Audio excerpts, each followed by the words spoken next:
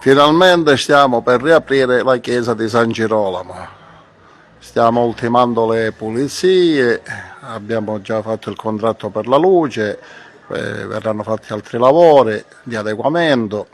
La chiesa dopo 50 anni, grazie a padre Pontillo, il direttore bene culturale della Curia, grazie a Anto Zergio, grazie al Genio Civile, sono stati ultimati i lavori di messa in sicurezza della chiesa di San Girolamo, finalmente ci è stata consegnata,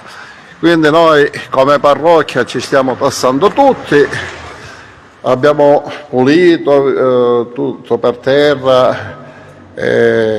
abbiamo sistemato un po' di cose, abbiamo tolto tutta l'immondizia che c'era perché purtroppo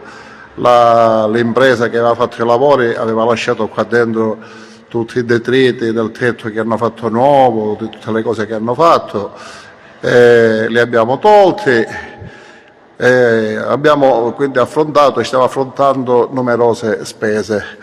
Questa chiesa che non è adibita al culto, non è sconsacrata, non è adibita al culto, quindi sarà adibita a oratorio, quindi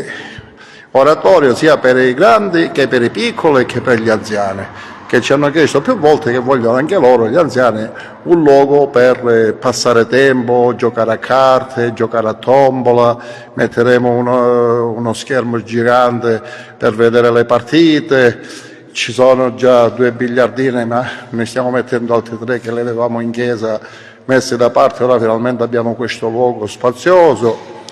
Ci stanno aiutando un po' tutti, sia l'amministrazione comunale, sia le persone, stiamo ricevendo dei bonifici, però i soldi che abbiamo raccolto non bastano perché ci vogliono tanti soldini, perché per fare il contratto della luce abbiamo speso 600 euro, poi dovrà essere fatto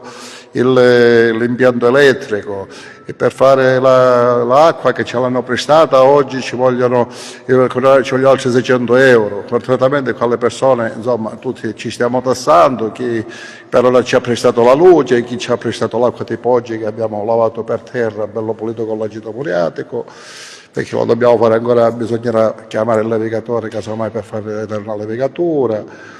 Insomma, ci sarà bisogno di tinteggiarla, i lavori che ci vogliono sono tanti. Spero che qualcuno di voi